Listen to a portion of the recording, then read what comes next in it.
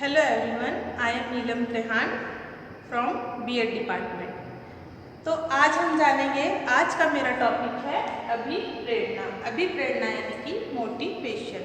Motivation क्या होता है, इसके हम जानेंगे अर्थ, परिभाषा, इसके हम प्रकारों को देखेंगे, इसके हम स्रोत को देखेंगे और इसके हम सिद्धांत को देखेंगे। तो सबसे पहले हम जानते हैं कि अभिप्रेरणा क्या है, यानी कि मोटिवेशन किसे कहते हैं। तो अभिप्रेरणा शब्द जो है वह प्रेरणा शब्द से निकला हुआ है। प्रेरणाएं जो रहती हैं वह मानव की आवश्यकताओं की अभिवृद्धि को व्यक्त करती हैं। मनुष्य की जो आवश्यकताएं रहती हैं वह क्या करती हैं, मानवीय आवश्यकताएं, मानवीय आवश्यकताओं यानी अभिव्यक्ति को कहते हैं, जिसका आशय सभी प्रायिक आवश्यकताएं होता है। तो सरल शब्दों में हम कहते हैं कि मनुष्य की जो आवश्यकताएं रहती हैं उन आवश्यकताओं की पूर्ति के लिए वह क्या करता है, कुछ न कुछ कार्यों को करता है। तो उन कार्यों को करने के लिए उसे किसी न किसी प्रेरणा की आवश्यकता होती है। तो अपनी आवश्यकताओं की पूर्ति के लिए वह जिस कार्य को करता है वह क्या कहलाती है, प्रेरणा कहलाती है। तो जैसे मनुष्य की आवश्यकताएं हैं तो उन आवश्यकताओं की पूर्ति के लिए उसे कुछ ना कुछ कार्य तो करना ही पड़ेगा। तो उस कार्य को करने के लिए उसे कोई ना कोई मोटिवेट करता है, कोई ना कोई अभिप्रेरित करता है कि आप इस कार्य को करोगे तो आपकी आवश्यकताएं पूरी होंगी, आप इस कार्य को करोगे तो आपकी ये आवश्यकता पूरी होगी। मनुष्य एक सामाजिक प्राणी है, वह समाज में रहता है और जीवन यापन करने के लिए भी उसे बहुत सारी आवश्यकताओं की पूर्ति करनी पड़ती है। उसकी बहुत सारी आवश्यकताएं रहती है और इन आवश्यकताओं की पूर्ति के लिए उसे कुछ न कुछ कार्य तो करना ही पड़ता है। बिना कार्य के उसकी आवश्यकताओं की पूर्ति तो हो नहीं सकती।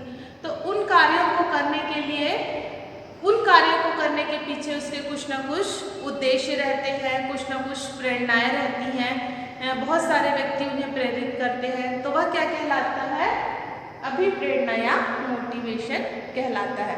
तो अब हम देखते हैं कुछ मनोवैज्ञानिकों ने इनकी परिभाषाएं दी हैं। तो सबसे पहले डेल्बिच कहते हैं कि अभिप्रेरणा को किसी लक्ष्य या पुरस्कार की प्राप्ति करने हेतु अपनी शक्ति के प्रयोग करने की तत्परता के रूप में परिभाषित कर सकते हैं। लक्ष्य या पुरस्कार की प्राप्ति करने के लिए अपनी शक्ति के प्रयोग करने की तत्परता के रूप में हम क्या कर सकते हैं, अभिप्रेरणा को परिभाषित कर सकते हैं। जैसे कि मैंने कहा कि व्यक्ति की बहुत सारी आवश्यकताएं रहती हैं, वह जब किसी न किसी लक्ष्य को निर्धारित करके किसी कार्य को प्रारंभ करता है, उसके कार्य को प्रारंभ करने का कुछ न कुछ लक्ष्य रहता है। जैसे कि हमने कहा कि जब हम किसी कार्य को करते हैं तो सबसे पहले हम क्या करते हैं, उसकी एक रूपरेखा तैयार करते हैं। उसी प्रकार व्यक्ति की जो आवश्यकताएं रहती है उनकी पूर्ति के लिए वह क्या करता है, पूर्ति के लिए कार्य करता है। तो कार्य करने के लिए पहले वह एक लक्ष्य को निर्धारित करता है कि मेरा यह लक्ष्य है। तो क्या कह रहा है कि अभिप्रेरणा जो है वह किसी लक्ष्य या पुरस्कार की प्राप्ति करने हेतु अपनी शक्ति यानी हम इसको कार्य भी कह सकते हैं।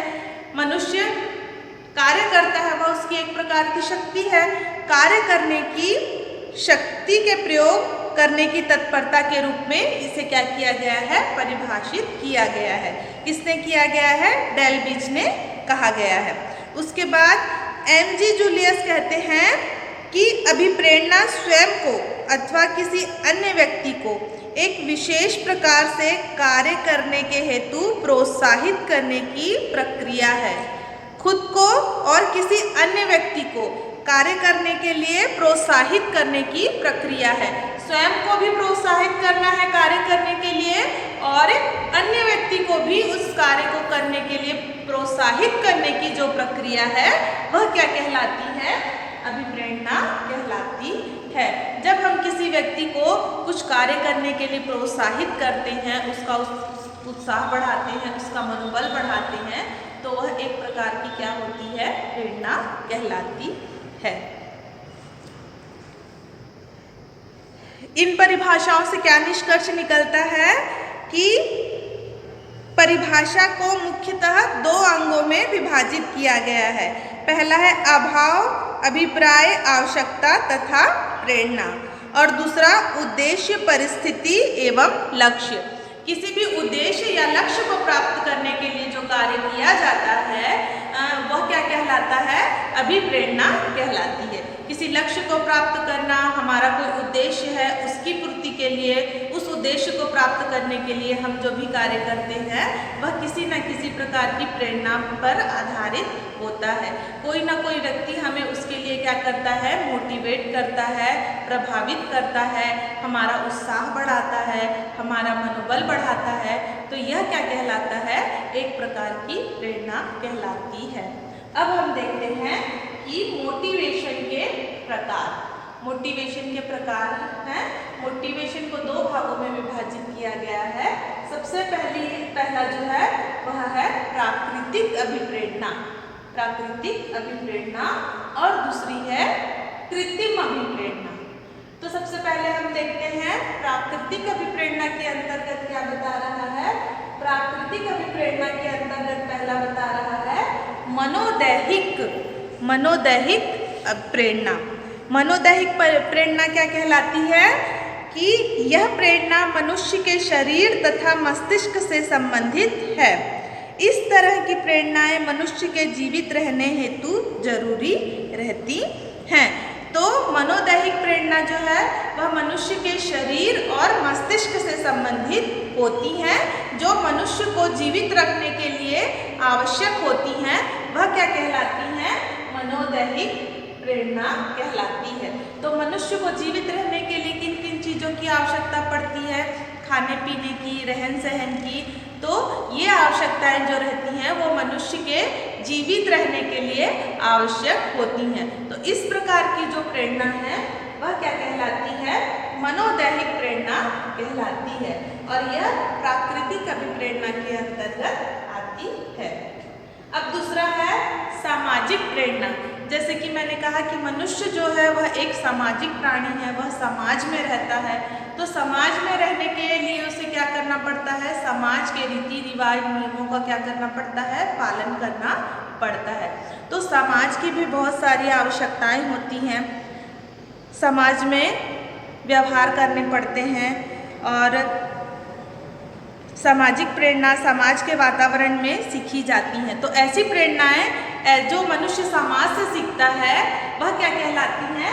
सामाजिक प्रेरणा कहलाती हैं।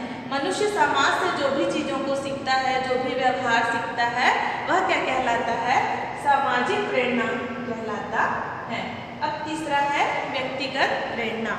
व्यक्तिगत प्रेरणा में क्या कह रहा है कि हर प्राणी अपने साथ विशेष शक्ति को लेकर जन्म लेता है। जो भी व्यक्ति जन्म लेता है उसकी कुछ ना कुछ विशेषताएं अवश्य होती हैं, जो उनके माता पिता के पूर्वजों से हस्तांतरित की गई रहती हैं। बहुत सारी विशेषताएं जो रहती हैं वह उन्हें उनके माता पिता से मिली रहती हैं या उनके पूर्वजों द्वारा मिली रहती हैं। तो इसी के साथ पर्यावरण की विशेषताएं छात्रों के विकास पर अपना प्रभाव छोड़ती हैं। पर्यावरण जो है वह बालकों की शारीरिक बनावट को सुडौल तथा सामान्य बनाने में क्या करता है? मदद करता है। तो व्यक्तिगत भिन्नताओं के आधार पर ही व्यक्तिगत प्रेरणाएं क्या होती हैं? भिन्न भिन्न मानी जाती हैं। इनके अंतर्गत क्या आएगा? व्यक्तिगत प्रेरणा के अंतर्गत आएगा क्रीड़ा, खेलकूद, प्रतिष्ठा, आत्मसम्मान, अन्य अनुकरणीय या अन्य। यह क्या आएगा? व्यक्तिगत प्रेरणा के अंतर्गत आएगा। जैसे किसी को खेल का शौक है, किसी को गाने का शौक है, किसी को पेंटिंग का शौक है, तो इसके लिए यह क्या है? उनकी व्यक्तिगत विशेषताएं हैं। व्यक्तिगत विशेषताएं जो उन्हें उनके माता पिता या उनके पूर्वजों द्वारा मिली होती हैं। तो इनके लिए भी उन्हें क्या करते हैं? जैसे कोई व्यक्ति चित्रकारी करता है किंतु उसे चित्रकारी का शौक है लेकिन वह उसको अच्छे से नहीं करता या उसे कभी किसी ने प्रोत्साहित नहीं किया कि तुम अच्छा बनाते हो, तुम इसको और करोगे तो और आगे तुम अच्छा कर सकते हो, तुम इस पे अपना कैरियर बना सकते हो, इस प्रकार की जो बातें हैं वह उस व्यक्ति को क्या करती हैं, मोटिवेट करती हैं। उसमें गुण तो पहले से ही विद्यमान रहते ही हैं। चित्रकारी का गुण जो है वह उसे उसके माता पिता या पूर्वजों द्वारा तो पहले से ही मिला हुआ है, किंतु उसे किसी ने कभी उसके लिए प्रोत्साहित या मोटिवेट नहीं किया। तो यदि हम उस व्यक्ति को उसके लिए मोटिवेट करते हैं, उसे बताते हैं कि तुम बहुत अच्छा बनाते हो, तुम आगे चल के और अच्छा कर सकते हो, तो वह व्यक्ति क्या होगा, उत्साहित होकर उस कार्य को क्या करेगा, और अच्छे से करने की कोशिश करेगा। तो प्राकृतिक अभिप्रेरणा के अंतर्गत हमने मनोदैहिक प्रेरणा को देखा। मनोदैहिक प्रेरणा जो कि मनुष्य को जीने के लिए आवश्यक रहती हैं, जैसे कि खान पान, रहन सहन, यह क्या है, मनुष्य की दैनिक आवश्यकताओं की पूर्ति करती है। तो यह क्या कहलाती हैं, यह मनोदैहिक प्रेरणा के अंतर्गत आती हैं। दूसरा सामाजिक प्रेरणा। मनुष्य एक सामाजिक प्राणी है, समाज में रहता है, तो समाज से वह जो भी सीखता है वह सामाजिक प्रेरणा के अंतर्गत आता है।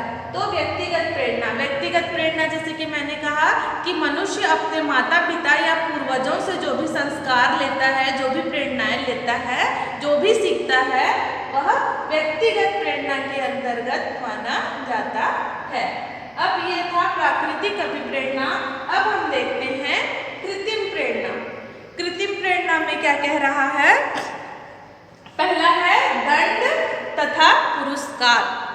यदि व्यक्ति कोई कार्य को अच्छे से करता है तो हम उसे क्या करते हैं, पुरस्कार करते हैं, पुरस्कृत करते हैं, पुरस्कार देते हैं। तो उससे उसका उत्साह क्या बढ़ता है, उसका उत्साह बढ़ता है कि मैंने इस कार्य को बहुत अच्छे से किया तो मुझे पुरस्कार मिला।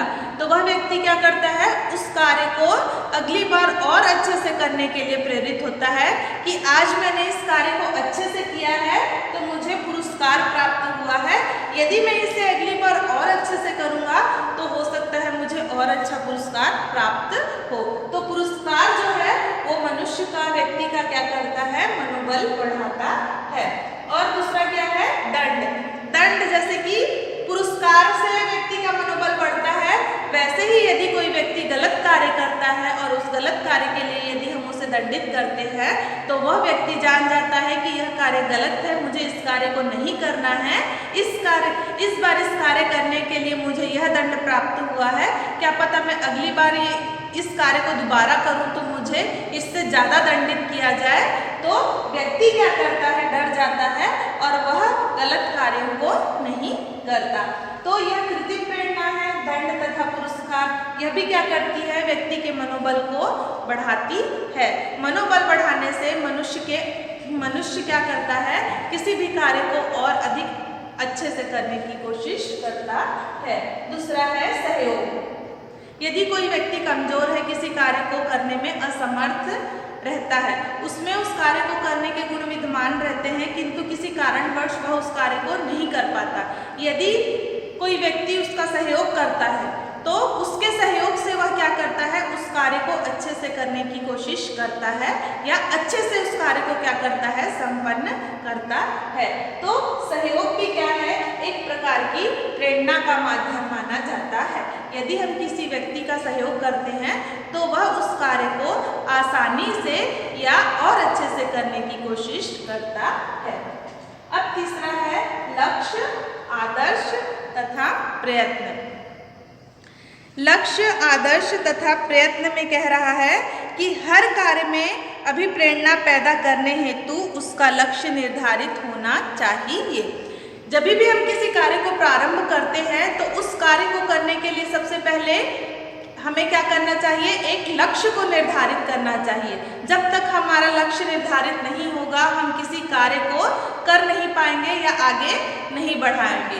जब व्यक्ति कहीं जाता है, सड़क पर चलता है, तो उस सड़क पर चलने का उसका क्या लक्ष्य रहता है, मंजिल तक पहुंचने का उसका लक्ष्य रहता है। उस सड़क पर चल रहा है, उसे मालूम है कि मैं इस सड़क पर जाऊंगा तो मुझे यह मंजिल प्राप्त होगी, मैं इस रास्ते जाऊंगा तो मुझे यह मंजिल प्राप्त होगी। तो उसका लक्ष्य क्या रहता है? मंजिल, सड़क पर चलने का उसका लक्ष्य रहता है मंजिल तक पहुंचना।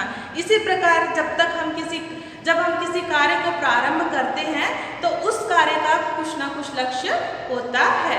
तो उस लक्ष्य को प्राप्त करने के लिए ही व्यक्ति क्या करता है? किसी कार्य को प्रारंभ करता है। तो उसके लिए उसे आदर्श और प्रयत्न की आवश्यकता पड़ती है। यदि व्यक्ति एक बार में किसी कार्य को नहीं करता तो वह क्या करता है? बार बार प्रयत्न करता है कि मेरा कार्य क्या हो? आसानी से मेरा कार्य क्या हो? अच्छे से संपन्न हो जाए। तो कृत्रिम प्रेरणा में दंड तथा पुरस्कार, सहयोग, लक्ष्य, आदर्श तथा प्रयत्न। चौथा है अभिप्रेरणा में परिपक्वता। जो भी व्यक्ति अभिप्रेरित करता है वह उसके लिए क्या होना चाहिए? परिपक्व होता है।